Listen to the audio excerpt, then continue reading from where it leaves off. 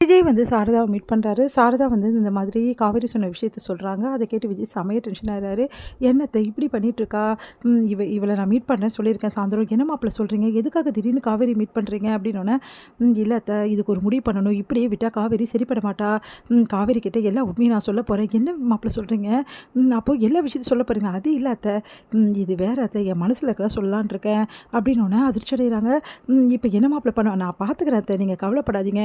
இதுக்கப்புறம் காவேரி என்னோட கல்யாணத்தை பற்றியோ இல்லை எனக்கு வேறு பொண்ணு பார்க்குறத பற்றி பேசக்கூடாது. அதுக்கு ஒரு முடிவு கட்டணும் இல்லையா? அதுக்காக தான் காவேரி கிட்ட நான் பேசலான்னு இருக்கேன் அத்தை. அவள் தானே சொன்னா, அவர் என்னை விரும்பலைல்ல, அதுக்கப்புறம் எதுக்கு நான் அவர் கல்யாணம் பண்ணிக்கணும்னு கேட்குறாள். அப்போ நான் விரும்பலைன்னா கல்யாணம் பண்ணிக்க மாட்டேன் அப்படி தானே? அப்போது நான் விரும்புறது தெரிஞ்சு அவள் கல்யாணம் பண்ணிப்பாள்ல அப்படின்னோடனே, மாப்பிள்ளை என்ன பண்ணுறதுன்னு தெரியலையே, காவேரி ஏடா கூடமாக பேசுகிறாளே மாப்பிள்ளை, என்ன தான் மாப்பிள்ளை பண்ணுறது? நான் பார்த்துக்கிறேன் விடுங்க அத்தை அப்படின்னு சொல்லிட்டு விஜய் வந்து காவேரியை பார்க்கறதுக்காக வராரு. காவேரி வந்து வெயிட் பண்ணிட்டுருக்காங்க. என்ன இவரு அம்மா அப்பா வரேன்னு சொன்னாரு, ஆளே காணுமே அப்படி சொல்லிட்டு எதிர்பார்த்துட்ருக்காங்க. பார்த்தா வந்து நம்ம விஜய் வராரு. விஜய் பார்த்தோன்னே அப்படியே வந்து ஸ்டைலா வந்துட்டுருக்காரு. என்ன இவரு பேச வர மாதிரியே இல்லையே, ரொம்ப ஸ்டைலா வராரு அப்படின்னோன்னே, வந்தோடனே வந்து ஒரு ரோஸ் கொடுக்குறாரு. அதை பார்த்த காவேரி, எதுக்குங்க இது அப்படி சொல்லிட்டு கேட்குறாங்க. ஏங்க பூ எதுக்குங்க கொடுப்பாங்க? ரோஸ் வந்து வந்து கொடுக்கறது தானே கரெக்டு. உங்களை மாதிரி பொண்ணை பார்க்க வரும்போது எப்படிங்க சும்மா வெறும் கையோட வீசினி வர முடியும்னோன்னே, சரி, அதுக்கு வேறு எதாவது வாங்கிட்டு வந்திருக்கலாமே, ஏன் ரோஸை வாங்கிட்டு வந்தீங்கன்னோன்னே, எல்லாம் காரணத்தோட தாங்க வாங்கிட்டு வந்தேன், முதல்ல இதை பிடிங்கங்க அப்படின்னோன்னே, யோசனை பண்ணிக்கிட்டே காவேரி ஒன்றும் புரியாமல் அந்த ரோஸை கையில் வாங்குறாங்க. அப்பாடா வாங்கிட்டா, இதுக்கப்புறம் ஆரம்பிக்கலாம் அப்படின்னோன்னே, சரிங்க, எதுக்காக வந்து என்னை வர சொன்னீங்க? ஏதோ வந்து உங்களுக்கு பிடிச்ச பொண்ணை வந்து சொல்கிறேன்னு சொன்னீங்கல்ல, என்ன விஷயம் அப்படி சொல்லிட்டு கேட்குறாங்க. சரிங்க, எனக்கு எப்படிப்பட்ட பொண்ணு வேணும்னு நீங்கள் கேட்டீங்க, அதை நான் சொல்கிறேன்னு சொல்லியிருந்தேன், அதை சொல்ல தாங்க வந்திருக்கேன். சரி சொல்லுங்கள், உங்களுக்கு எப்படிப்பட்ட பொண்ணு வேணும்? எனக்கு எப்படின்னா, எல்லாமே மனசில் வச்சுக்காமல் வெளிப்படையாக பேசுகிற பொண்ணு வேணும், தைரியமான பொண்ணாக இருக்கணும், அது மட்டும் கிடையாது, அவள் எந்த விஷயத்தையும் பட்டு பட்டுன்னு பேசணும், ஏன் உங்களை மாதிரி வச்சுக்கோங்களேன் அப்படின்னு ஒன்று முறைக்கிறாங்க. அது மட்டும் இல்லைங்க, என் குழந்தை இருக்கால அம்மு, அவகிட்ட ரொம்ப பாசத்தை கொட்டணும், மெயினாக அவளுக்கு பிடிச்சிருக்கணும். நான் ஆல்ரெடி உங்ககிட்ட சொன்னேன்ல அவளுக்கு பிடிச்சாதான் கல்யாணம்னு. ஆமாங்க, அதான் மேட்ரிமோனியில் கொடுத்துருக்கோம்ல, கண்டிப்பாக யாராவது ஒரு பொண்ணு வருவாங்க, அவங்கள வந்து கண்டிப்பாக நம்ம அம்முக்கு பிடிக்கும். சரிங்க, அம்முக்கு பிடிக்கும், எனக்கு பிடிக்க வேணாவா? என்னங்க நீங்கள், அம்முக்கு பிடிச்சா கல்யாணம், நீங்கள் இப்போ உங்களுக்கு பிடிக்கணும், நீங்கள் பிடிக்கணுன்றீங்க. கரெக்டு தாங்க, அம்முக்கும் பிடிக்கணும், எனக்கும் பிடிக்கணும், அப்போ தானே மேரேஜ் பண்ணிக்க முடியும்.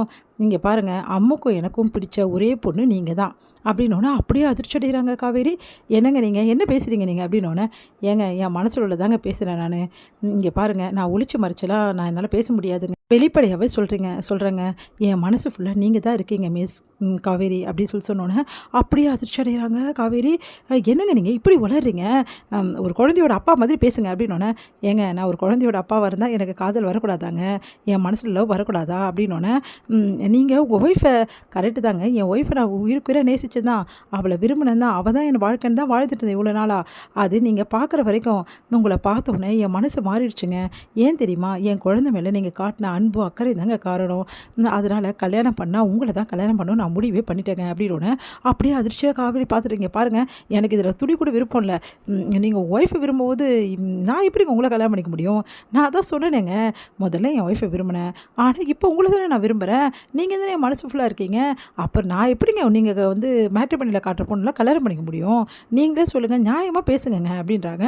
அதை கேட்டுட்டு, நீங்கள் கொஞ்சம் கூட நீ பேசுறது சரியில்லைங்க, இவ்வளோ நாள் அப்போ இப்படி மனசில் வச்சு தான் என்கிட்ட பழகிட்டு இருந்தீங்களா? இங்கே பாருங்கள், இப்படிலாம் நான் பழகலை, நீங்கள் கல்யாணத்தை பற்றி நீங்கள் தான் வந்து எடுத்து விட்டீங்க, அது வரைக்கும் இந்த எண்ணமே எனக்கு இல்லைங்க துளி கூட. நீங்கள் கல்யாணத்தை பண்ணிக்க உங்களுக்கு நினைப்பு இல்லையா? ஏன் இவ்வளோ நாளாக பண்ணிக்காமல் இருக்கீங்க?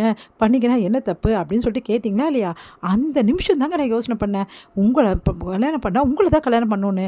ஏன் அப்போ நான் கல்யாணத்துக்கு சமைச்சேன்ல, அது கூட உங்களை மனசில் வச்சு தாங்க சமைச்சேன் அப்படின்னு ஒன்று அப்படியே டென்ஷன் ஆயிடுறேன் காவேரி.